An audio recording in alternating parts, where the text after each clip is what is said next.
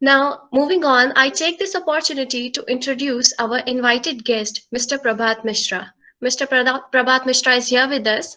He has been leading since 2 decades in the HR industry. He has been an entrepreneur besides managing all kinds of recruitment operations, passionate about technological evolution within the HR industry, with artificial intelligence and machine learning changing the game. Today, he is consulting across the blue chip clients in the US, France, Singapore, and India. He is the Director, Shared Service Center at Pontoon Solutions Adecco Group. His vision is to create India as an HR superpower by creating more astute leaders and leveraging between artificial and human intelligence. With this, I would like to invite our speaker, Mr. Prabhat Mishra, to deliver his talk. Thank you. Thank you, Emma. I hope everybody can hear me okay. Can somebody confirm that? Yes, Yes, sir. you're Thank you. audible. Thank you. Thank you very much. And what a wonderful morning. This last 1 hour when I'm hearing all such a gem of people with so much of knowledge. I am actually going back 25 year in my career when I was one of the aspirant for Jamia as a university, but I wasn't really fortunate enough. I was in Delhi, I still remember, but somehow my destiny could not really get me there. But such an honor to be here today morning, talking to all of you, and I really feel nostalgic. I mean, when I just mentioned this, that a guy who was trying to be in a university or college and get to speak after 25 years to the same fraternity or to probably new set of young brigade of the country, it is very very honoring. So good morning everybody, and I'll start my little thank you. I'm sorry, but I could not really gather everybody's name in a short span, but Honorable Vice Chancellor ma'am, wonderful session, and in fact a speech what I heard from you in the beginning, Dean Sahiba, Kadri Saab, Suri Saab. I think when I'm hearing you, honestly, I feel I'm going back to my college days when we used to have such a those passionate, talks from teachers and faculty members, which you actually hear, you get a goosebump sometime. And I'm just not saying because today I am sitting on the other side, but I still feel that it is the same amount of passion, years and years. And when we say a lot of humbleness to our doctors, to our soldiers, or to so many people, I would say our education system, which is really adapting to the new norm, a big salute to this. And I think all other students who are actually adapting to this, our salute to them as well, because it is not easy. I have a daughter, she's about 13-year-old, she's studying in 8th standard. She's spending almost 10 to 12 hours on the screen every day, to adapting to this way of teaching and this way of learning. I think kudos to everybody. So with that itself, I'll start my conversation today. I don't have much to say because most of you have actually mentioned the right thing, as to what to do with the career goals, how to really perceive a goal in your career. I'll probably bring some slides so that I can get some visuals in front of you. Let me know if you can see my screen. Um,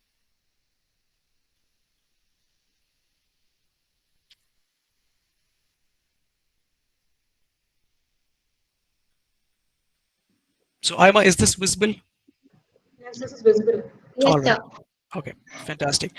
So I'm going to talk about career goals and career guidance, whatever we may call it. But like I said, that I haven't figured out myself, but little bit knowledge of last 20, 25 years, what I've gathered, I'll probably speak on that behalf. Little knowledge about what I've seen, various colleagues, various seniors who have gone ahead in their career, who've gone very successful. Some of them may not be, and I think it's a combination of a knowledge and experience of everything which I'm going to share in next few minutes with you guys.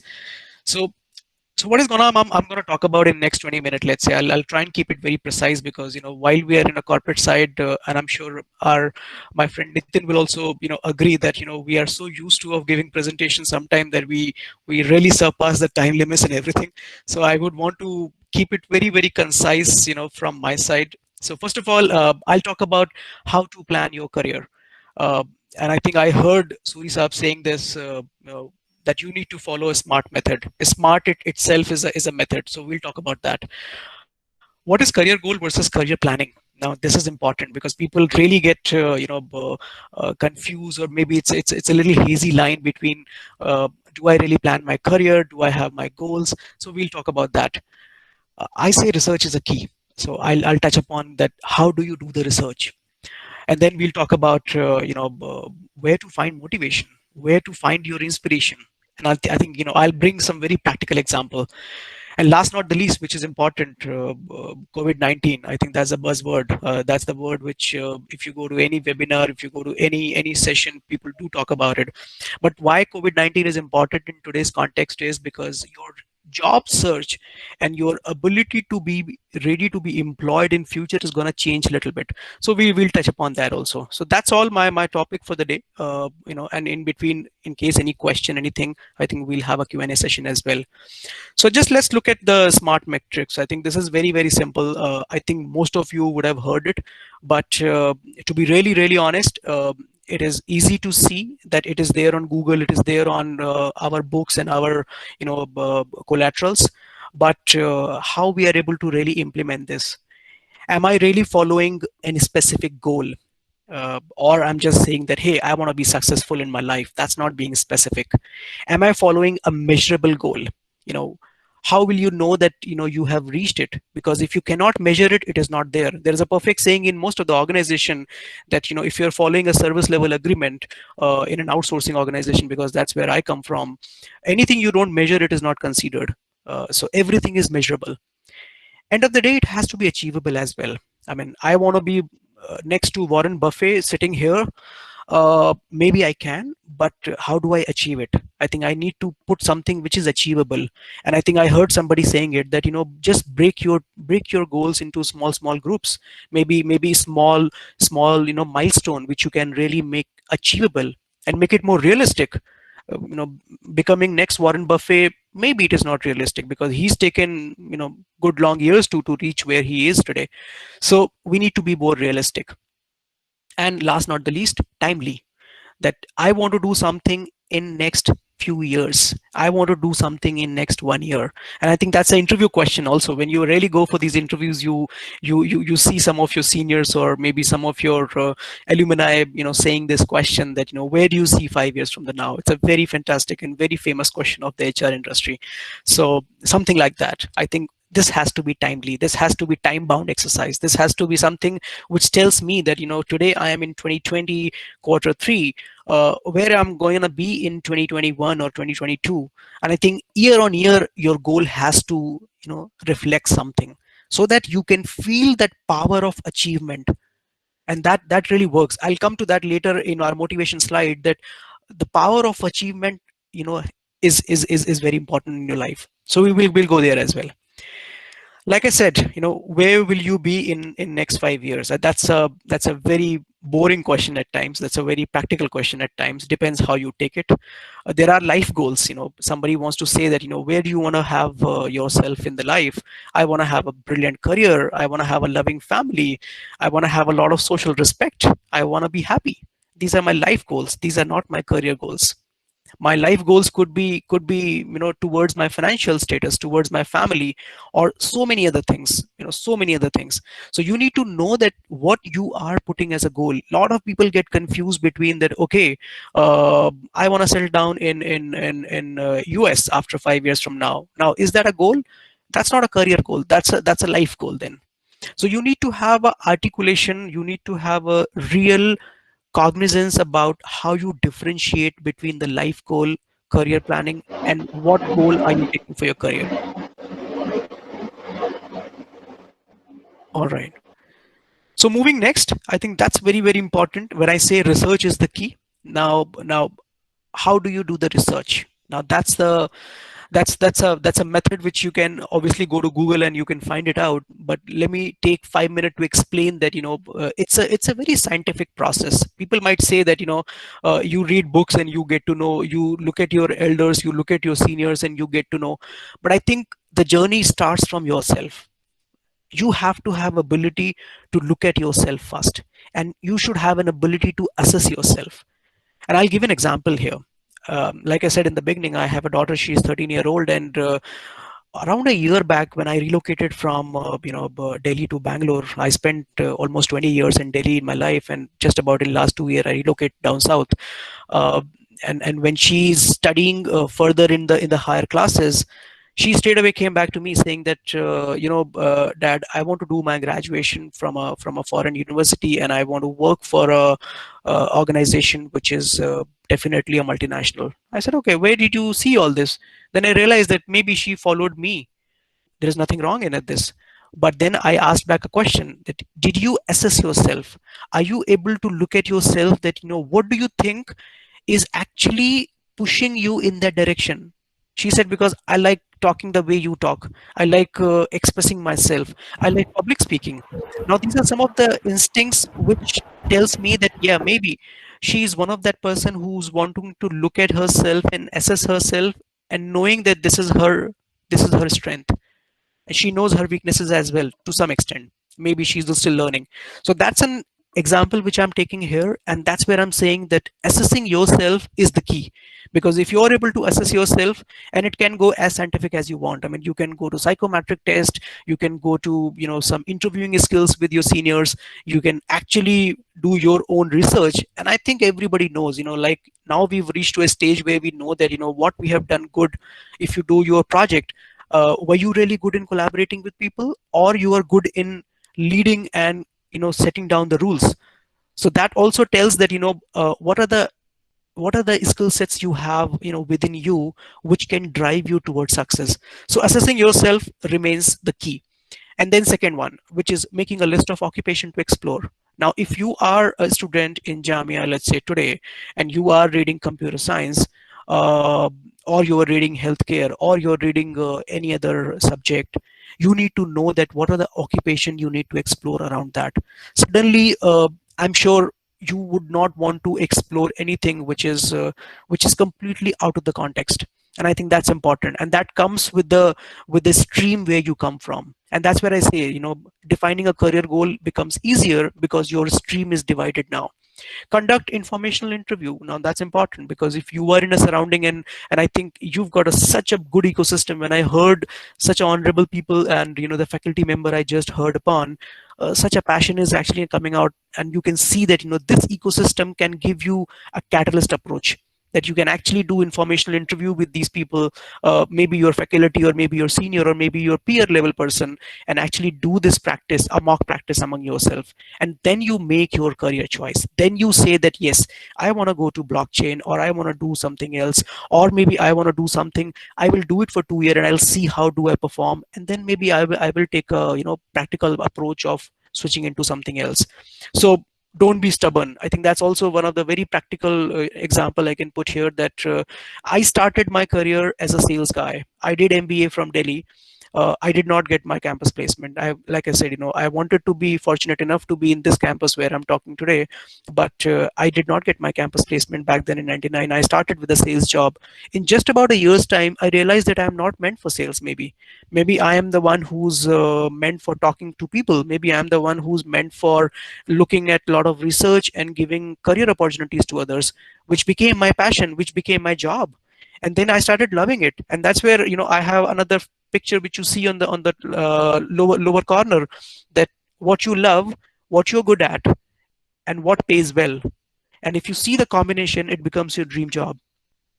But if you're good at something but you don't love doing it, you're just doing it because you are into it, because you think that this is the way to earn money, then over a period of time, over a period of few years, or maybe a decade, it becomes boring.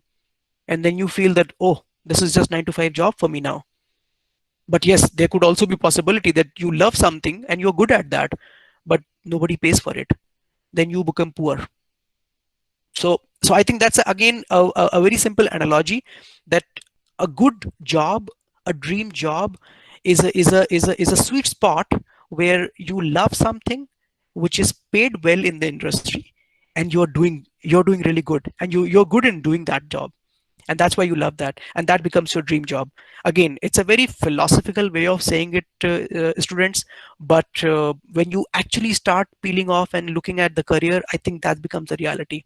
And then you write a career action plan. Finally, I think that's where you say that, yes, I'm going to do this, I'm going to go there, these are my small little notes, but I will look at these notes every morning, or maybe every Saturday morning, or maybe every first of the month morning, and I will remind myself that this is my action plan. Where am I against the action plan? Very, very practical way of looking at how I am marching ahead in my career. So that's something which I say is a very scientific, yet very, very effective. Somebody might say that it doesn't look like very practical approach, but believe you me, in last 25 years I would have done it multiple times. Whenever I feel that I'm confused in my life, whenever I feel that I don't see what is my next role gonna be, I don't see, whether I'm really making a right progress in my life, I go to the same method and I do it. I can do it anytime. This exercise is something that you can do anytime in your career. So starting from a college, starting from a campus itself, the best one to do.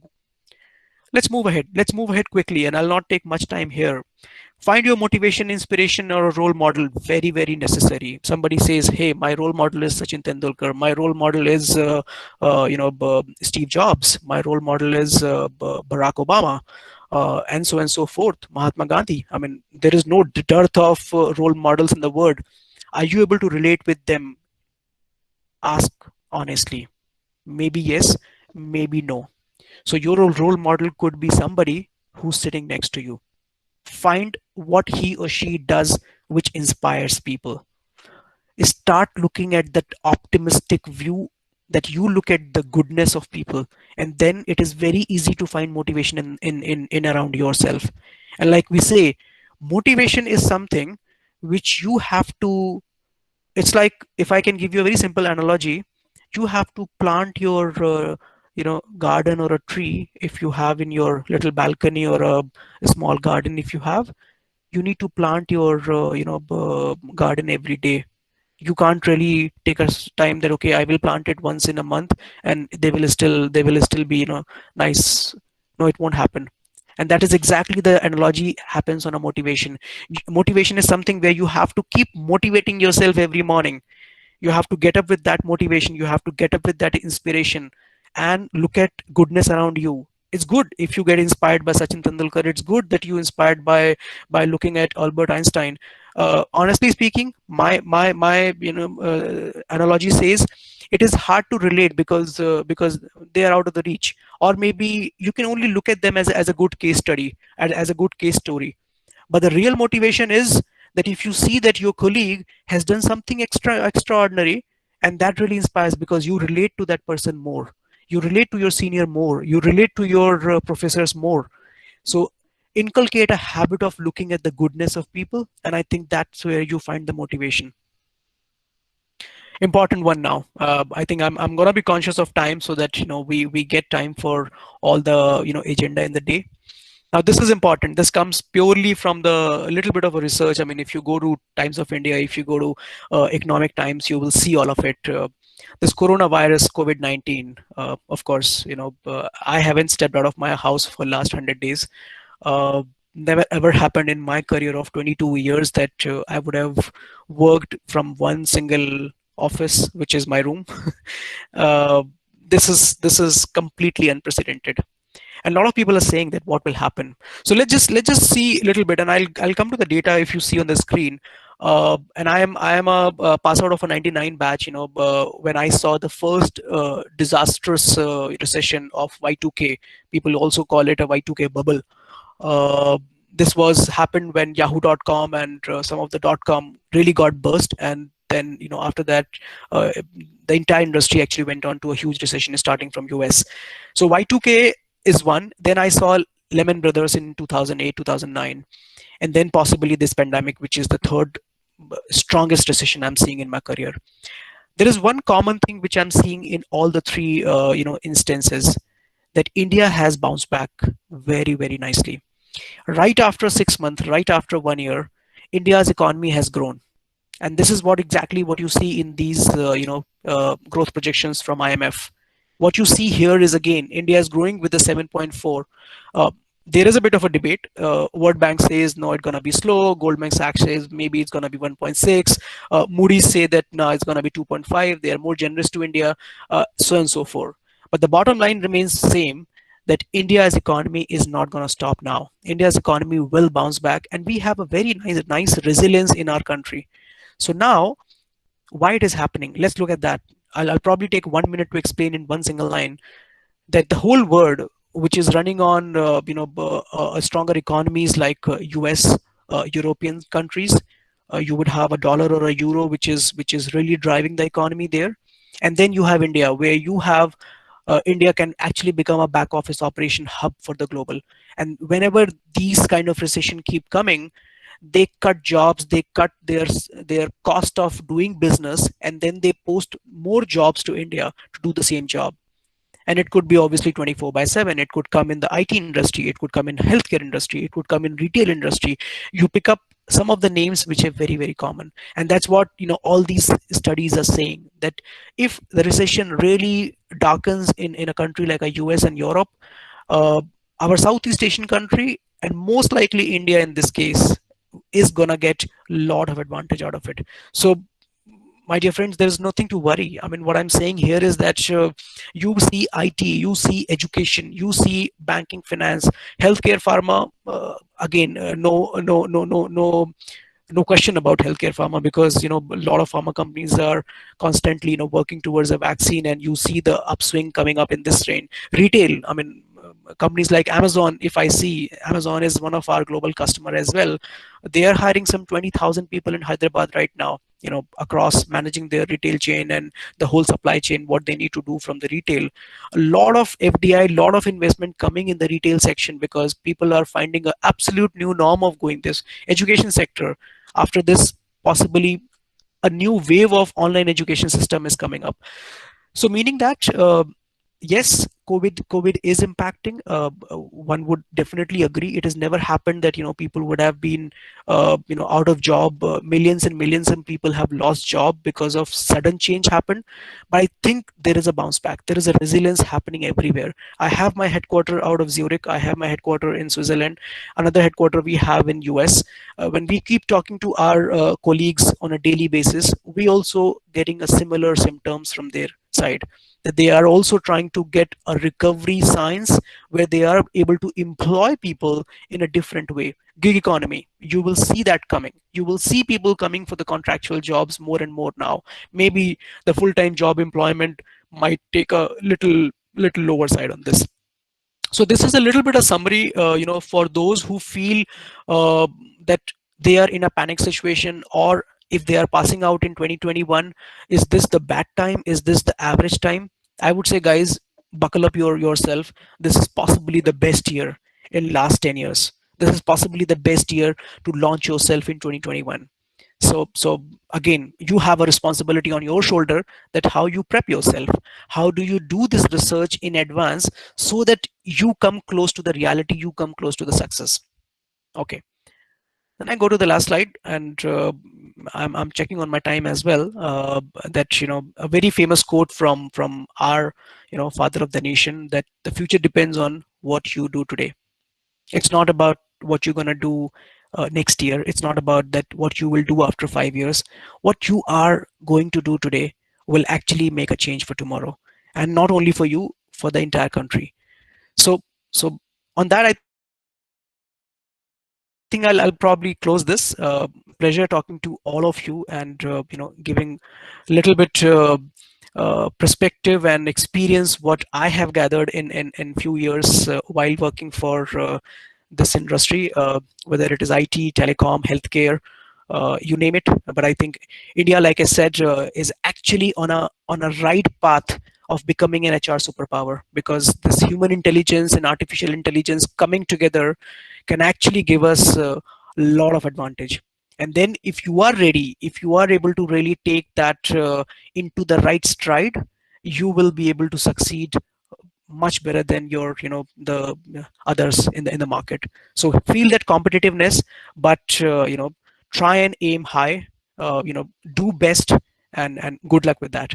So thank you very much. Thank you so much, sir. Thank you, sir, for demystifying practical concepts of HR-related processes and expectations. It was our pleasure to listen to you talk. I am confident that this lecture will foster new ideas and knowledge amongst the audience. Thank you, sir. Now, I introduce you all to our second keynote speaker, Mr. Nitin Bahri. He has been a human resource professional with 13 plus years of experience in implementing benefits, developing recruitment strategies, and maximizing human capital. Currently, he is supporting and managing analytics business verticals as an HR business partner. Mr. Nitin's expertise areas are policy advocacy, performance management, project management, management of international recruitment for India operations, employee advocacy, reward and recognition, HR branding, HR analytics, HR consulting, HR ambassador. I invite him to deliver the keynote address. Welcome, sir. All right, thank you so much for that great introduction, Emma. I hope I'm audible and everybody can hear me. Yes, sir, you're audible. Clearly audible. Great. Okay, so happy afternoon, everyone, and thank you for having me here today on this HR conclave. Special thanks to the university, the leadership team, and special thanks to Dr. Surya Jevin also for organizing the complete event and reaching out to me and Prabhat. I just missed the first part of the session because I had to manage something personal here. But I have been hearing Prabhat. So Prabhat, that was a very powerful message that you gave. So thank you so much. I'll just start with the two keynotes. I think the entire event depends upon that. One is the goal setting, and the other one is basically the career guidance. So these two topics, let's divide it. First, let's pick up the goal setting part. Everybody has rightly pointed out how important the goal setting is in our career. I'm not sure, like probably if you link back to your school days and then your university days, you have been making goals starting from the day that you enter your schools. So your schools gave you goals in terms of the syllabus that was given to you, and whether you call it a quarterly semester or a half-yearly semester or an annual semester, this is the syllabus that was given to you. You were able to achieve those goals and subjects in terms of the short span of time. If you just go back to your school days, you will also think that there were different subjects allocated to you to cover up in 30 minutes of a lecture or maybe 40 minutes of a lecture.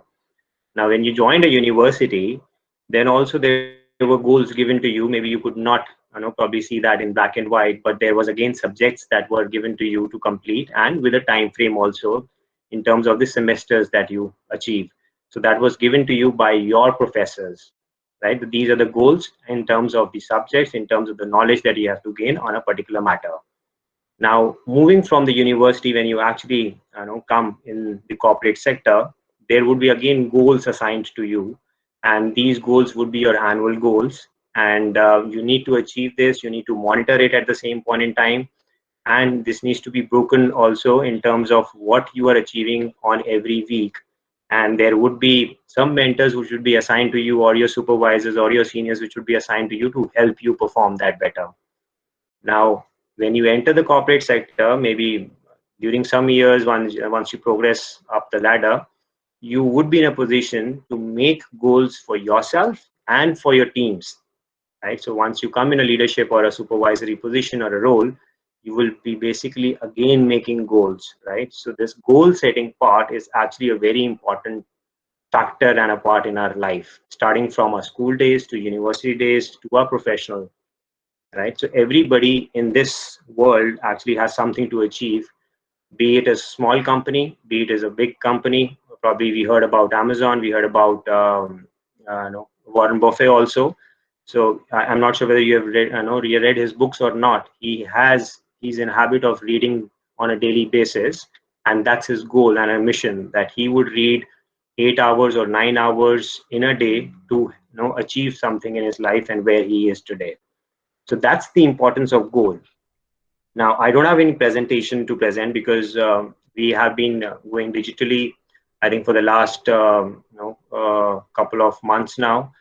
This is a new wave. We all know that this is a new normal that we are living in, and we are basically spending almost maybe more than half of a day on the phones or digital media. So I don't want to present anything, but I just have one request, that you have to just focus on what I'm speaking, and you can make notes also about it.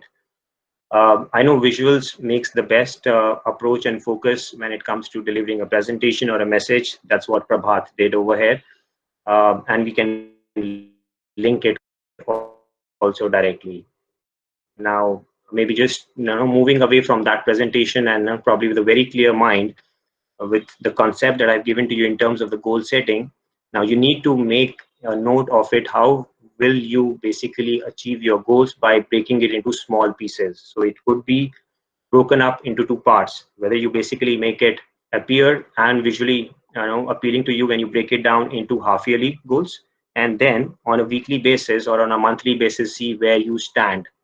Right, once you start doing this, probably you would get to know, probably what are you achieving. Right, and by the way, it may sound that no, this is only a simple thing to do, but actually it is not simple. This is basically a business coach mantra. Right, most of the CEOs in the organization who are leading the company, they usually have a coach, right, in terms of their leadership skills to go beyond where they stand today. And this is a business coach mantra that you need to define your goals, you need to write it down, and you need to monitor it. Unless until you do that, you will not be able to see where you stand today. I think this has been discussed in the previous presentation also and in the previous talks also by our respective professors too. Now, construct your goals. I've just made small points of it so that probably you can listen to it and you can make note of it. Basically, construct your personal master plan. So when you talk about the goals, it is basically not only a goal, it is basically, getting ourselves aligned, right? The goal form that probably that you make is basically getting ourselves aligned, and it is basically constructing your master plan. And this master plan is only for you. You don't have to develop it for anybody else. It is only for your benefit. And then you may want to write it down in a 6 months fashion, cut it down into a quarterly and then monthly and then weekly topics that you have achieved, right? And that's how you track your performance. Now coming to the second important part, which is basically planning ahead of time. We know where we stand today, right? We know the situation currently, and we would also know, probably how to tackle it going forward, since we have been dealing it for the last 3-4 months. Now you need to plan your ahead. You need to plan that, in front of you, what is there in the next 3 months that you have to achieve. So plan ahead of time and structure your work and focus just on one thing at a time and don't leave that in between. So once you structure your work and once you focus on one thing and complete it, you will be able to see how things have made difference to you. I'm not sure if you heard about this Newton's law. If you are in motion, you will always keep on going. But the moment you stop, you halt, and it will be very difficult for you to pick up from there. Which doesn't mean motion, please continue to be in motion. Take a break if you want to, take a rest. But yes, you have to be in motion always to achieve your goals and to be a successful person in the life. Now, the other part is while you do that, while you achieve your goals, while you make those goals and try achieving it on a monthly basis or a weekly basis, it is also important that it's time to rediscover your strength, right? Everybody knows what their strengths and weaknesses are. You might have done some SWOT analysis. We have been studying SWOT analysis probably in our school days and college days also, but actually this is the time that you want to rediscover your strength and organize your thoughts once you write your goals, right? It could be any time of the day. It could be in the morning, in the evening, when you are basically think that you are in a powerful mode, when those probably thoughts can come out of your mind and you can just note it down in a pen or paper. Now I'm ending the goal part and then moving to the career advisory, right? But just to end this goal part, I just want to probably give you one more statement, which may probably which will be interesting for you, and you can maybe Google more about it, which is called, and I myself experienced it, which is basically called the morning reprogramming, right? And the law of attraction, which is the positive affirmation for empowerment. So read about more about the morning reprogramming and the law of positive attraction. So which actually means, in short, the more you think positive, the more you think it is achievable, you will be able to master it, right? With those thoughts. Right. So with that note, I basically end the goal setting part, and let me just spend some more time, basically on the career advisory mode. Right. So we know that where we are progressing, how India is, which is shown by Prabhat, how India has recovered in the last recession also, and maybe it would recover soon in this recession also. The most important part that you can probably from that presentation and visuals you can probably think about is basically master your stay in present. Right, when you say that, when you have to master to stay in present, you don't have to worry about the future. If you master what you're doing currently, if you know your subject, if you are a subject matter expert, maybe in the coming time, as well as you see the market progressing and the company starts hiring, you will be picked up by most of the organizations quickly and very easily, because you have mastered to stay in the current situation, which also means attending some important webinars, which also means going for some certifications program. You don't have to spend much analytics company, where most of our time we are basically going through analytics webinars to enhance our skill set for the analytical standpoint. Right. So there are some websites, there are some courses which you can attend online, which would enhance your analytical skill sets, because you're coming from that engineering background. Right. So you may want to note it, like probably there is a website called Designing for Analytics. There is another website called Institute for International Analytics. So there are a lot of information, and there's a lot of free webinars over there once you go through that particular website. And this would enhance your skill sets, which would basically apply when you start with the interviews in some course of time with the companies, or maybe if you have already given some interviews, and when you start those discussions, once you join those companies, it would help you in the longer run. Just in case if you have an inclination towards the analytics side, being from the engineering and a technical background. The other important point I want to make over here is, we mentioned about Warren Buffett, right? He's one of the most successful businessmen in the world. He has defined basically a combination or a comparison of a successful people and a very successful people. Now, if you read his articles and the books, there is a keynote to apply there. Very successful people, that he has defined, is basically know how to dominate their field of work, and that is the reason they are very successful people as compared to a successful people. So once you know how to dominate your field of work, you actually become a very successful person in your life as compared to a successful person. Again, probably it is again available on his articles. If you want to read some of his books, if you have if you have already read it, this is one keynote which is mentioned everywhere. I am currently reading a book called Change Me, which is written by Jasmine Waldman, and Jasmine Waldman is a German international coach. This Change Me book is very, very relevant to our current situation. It is available online also. So just in case if you want to read it, probably you can find time, and this would tell you how the current situation can be tackled in a way by changing myself, that is the reason the book is called Change Me, and it has very, very positive impact on those everyone probably who have read this book till date, including me. Okay. I'm not sure, like probably how many of you, the students, probably listen to podcast, right? We have been there on the social media for long now, and there are a lot of trolls on social media which could be disturbing at some point in time. But basically, not to distract ourselves and cutting down on those filters, I think it is important for you only to focus on those current trends and the podcast, and ignoring or filtering the distractions that comes our way. Because once you start listening to podcasts which is related to industry news, articles, companies, universities, how the world is progressing, or how probably we are progressing as a company and as a country, from this academic situation, from this pandemic situation, that will be able to help you achieve something in your life, and a lesson that you will learn, that there was a time, maybe after 10 years down the line, you'll be able to relate that there was a time where probably we could relate ourselves and how we have tackled it going forward. So it's important to read all the industry articles, news, and the current podcast. I think I'm already running out of time.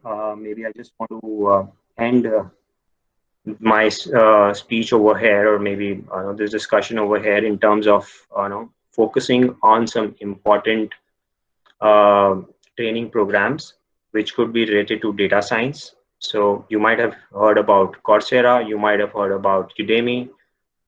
There are some online courses which is very relevant in current situation in the industrial and always in the analytical business domain, which is data science, Python. Please go ahead and read more about it. You'll get to know how the world is progressing and how you can make use of those analytical certification programs by not spending much in terms of the cost, but yes, you have to just spend your time to read and go through it. This is basically to enhance your knowledge and to prepare you for the future. Okay, all right. So that's it from my end. I think I have taken more than the allocated time that was given to me. So thank All you so right. much. Yeah, Thanks. All over to you. thank you so much for taking out time from your precious schedule. It must be really. Mama, we can take some questions. Yes, ma'am. Now we will be having our little I question. request Mr. Nitin Bahri to please stay for 5 more minutes so that some questions can be answered. Yeah, thank you. Yes, ma'am. We have one question from our faculty. Professor Khalid Raza has asked a question from Mr. Prabhat and Mr. Nitin. Do we have any computer-aided and AI-empowered software tool that aid us in better goal setting and career planning? That is automated or semi-automated career counseling and guidance software tools.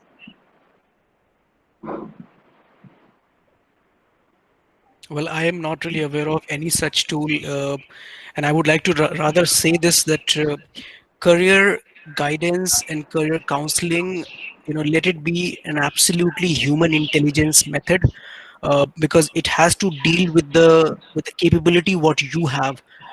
What I feel that no technology, no other person, they can only give you guidance from the top, but only you are the best judge of your capability. So I really don't recon that there's any artificial intelligence around it so far. If Nitin knows, he can share. But then I feel let it be an absolutely human intellect process, and that's how it will actually gain its value. All right. Thanks, Prabhat. I just want to add on to the same thought. Sure. Well, you need to have a masterpiece to design this actually, right? We don't have this developed till date, but anybody who develops this would be actually called a masterpiece in the industry, right? Because this is something which could be only thought about from the intellectual standpoint, right? So you have to design this. You need to spend time and your technical trainings and maybe some experts' knowledge towards this, and of course, an analytical side of expertise would really help here to design that masterpiece. I would like to add one thing here, Nitin and Prabhat. You are rightly said, yes, there are not much, but there is one software, you may call it portal. It's a very successful portal for career counseling, and I was also part of that at the time of development. I'm also advisor to them. So that's the name of that portal is mindler.com. MINDLER.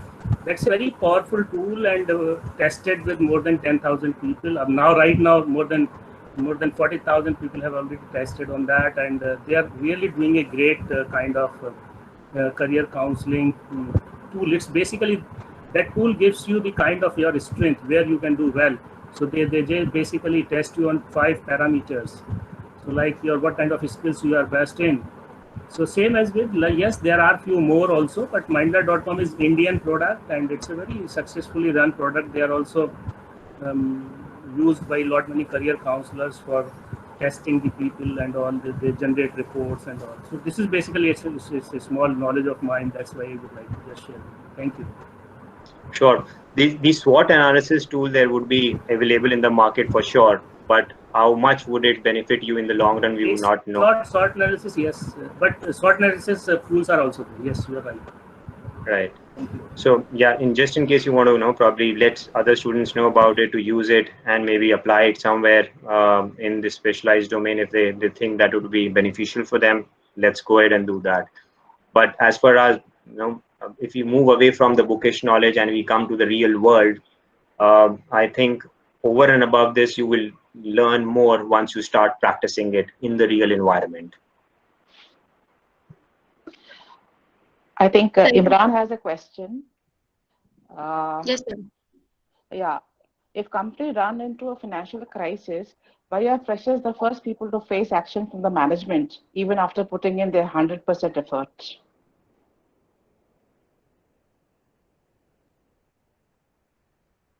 Well, that's a very that's a very to the point question being asked. I think which is very relevant nowadays.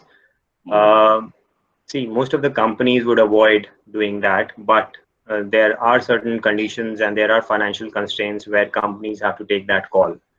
And this they follow because of the first in, first out methodology, right? So once you join a new organization as a fresher, and just in case if there is a situation where the company is not performing, so the company follows this methodology of first in, first out.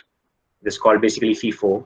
Prabhat is very well aware of this methodology also. Is basically adopted because it has been there in the industry, long practices which have been followed. It's not only in the corporate sector, by the way, it is also there in industrial sectors also, and it is also there in other sectors also. And even if you're following it, you need to inform your labor authorities and labor laws too at the same point in time. So whatever is being followed by most of the organization at any point in time to manage or any challenging situation would be in the governance of the labor laws and the industrial wages practices. So which is now being there, which is called FIFO, and that is the reason most of the companies are following it. Prabhat, over to you if you want to add, please.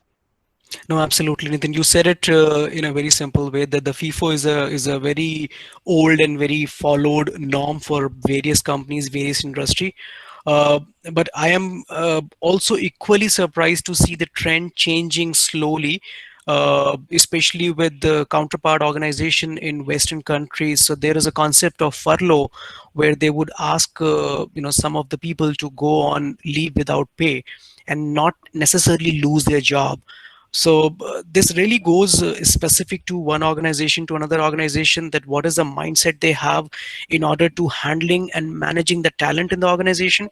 And I think maybe, and I wouldn't really personally appreciate that some people might feel that churning the fresh talent is a bit easier than maybe a mid-tier talent or maybe a top-line talent.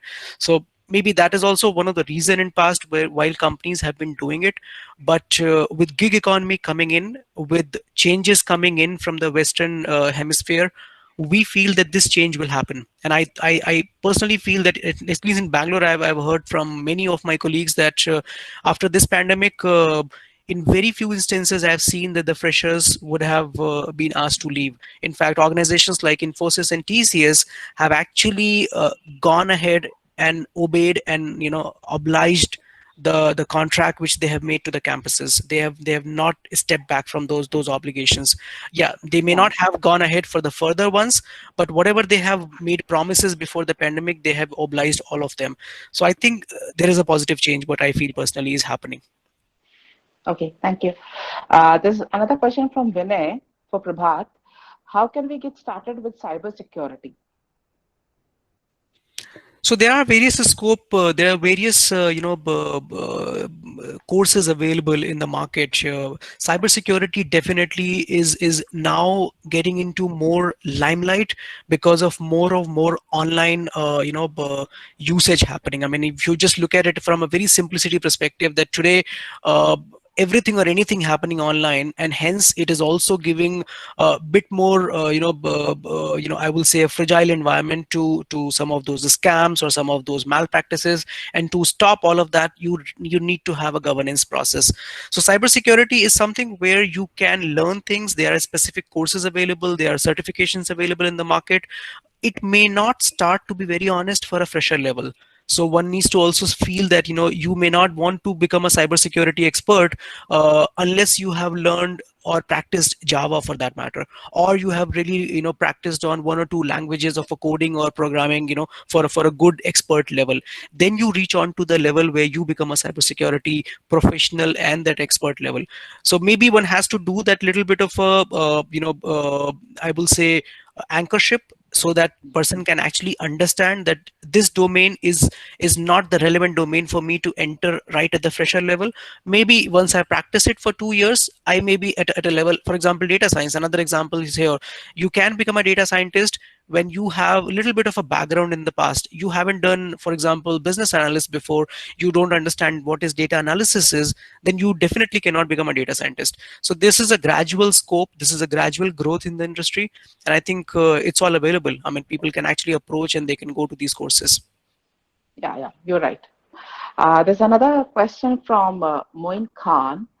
Taking the placements into consideration, should we keep learning new skills, or we should focus and revise the basics?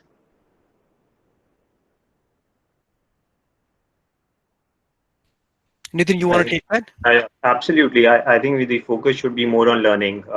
That's definitely the need of the hour. Online learning is the methodology that we are following right now. It's a digital world. We all know that. We have entered into a new era, or a new wave that we call it, which is a new normal for all of us. I think it is definitely important to enhance your skill set. Maybe upgrade your skill set. When I say that, enhance your skill set in terms of whatever knowledge that your university, your college, your professors, your teachers have given you. Over and above that, if you have an art of making yourself more educated by going through those online programs, very, very relevant topic to these days, which can focus on your career, I think this is the best time to be. Right? While sitting at home, please attend those certifications. When you say that, no, when you attend those certifications, I just said that probably in my last discussion also, you need not to attend a certification program which is basically governed by a particular university, but to enhance your knowledge, you can actually go through some free webinars which are already available online, and the courses which are available online without spending much cost on it. So that's very, very important. Yeah. Thank you. Ravikant has a question: how to reset ourselves? We start exponential rate, but after some time, a sine curve of our energy follows. How do we keep up and keep the pace? I think knowledge is the best platform. I mean, if you keep acquiring the knowledge and if you keep acquiring the right guidance, resetting yourself is only required, and I'm taking this question in a very generic way right now, that when you need to reset yourself, when you are surrounded with so many options and so many confusions, and at times when you stand yourself at a square where you don't know where to go for, and then possibly you need to reset everything so that you can start afresh. When I take an example that somebody, and if I'm a college student who's passing out of an MCA batch or engineering degree, I don't think I need to reset myself, because my goal should be absolutely clear. I should be absolutely clear what I'm going to pursue in the life. So resetting may be a question for somebody like us and Nitin, maybe, who have spent 15 years or 20 years in the industry, and suddenly we take a call that, hey, should we reset ourselves and should we really start something afresh? But I think a college student or a college grad should be very, very focused, should not be thinking about resetting at the moment, should be really having a targeted step, that yes, this is what I'm going to do in 1 year, a small milestone and a larger milestone, and then go for it. Go for it with complete, passion and willingness. I think that's what now today, and I don't want to say this as a comment, but I think today a lot of our students and a lot of our colleagues, or a younger generation, is also getting confused because they feel that they have so many options in front of them. So the simplest way of looking at it, and that's where career goal and planning comes in picture, that you please recognize your ability and then pick up one. You may want to do your 100% in that one direction, and then maybe take a call after 2 years. Or I mean, if you don't feel stubborn about taking a call, many a chance, like I said, I was a sales professional and I changed this to HR later. And then, if somebody tells me today, maybe I cannot now, but yes, at least for first 5 year, 10 year, I was very flexible in my approach, that, let me see where I can really make best out of my career. So that's a message I like to pass on here, that resetting is not required, guys. It is required that you be more targeted at the moment and then reset when it is required. That's right. Thank you. There's a question from Renuka Pillai. Which domain, marketing, finance, or HR, would go with analytics at high end as per today's situation? All right, so analytics is required in any industry, whether you join a finance industry, marketing industry, any industry you talk about, healthcare industry. Analytics is the hour, is the need of the hour. So if you have an analytical blend of mind, if you have that analytical skill sets, probably you can join any particular industry wherever your passion lies. That is important, right? Because without analytics, I don't think so any company is operating right now. Even the world famous companies called Amazon has analytics engineers, analysts working with them. Any industry, any freshers who join any particular industry these days, at a certain stage, they need to add value to their work with an analytical skill set, which is very, very important for them to grow. Coming back to the earlier question, when somebody talked about resetting, it is, instead of resetting, I think the person or the student should basically use the word reprogramming. I wanted to just add on that. Reprogramming is the right word instead of resetting. If just in case you want to change your career, at any particular time, if you think maybe 1 or 2 years down the line, you just want to switch from one career to the other career, it is called reprogramming. It's never called resetting, because whatever knowledge that you have gained and spent in those years, 1 year, 2 years, 5 odd years, would every time stay with you. Knowledge can never be taken away from you. So reprogramming is the right word for a student who has raised that question in the earlier part.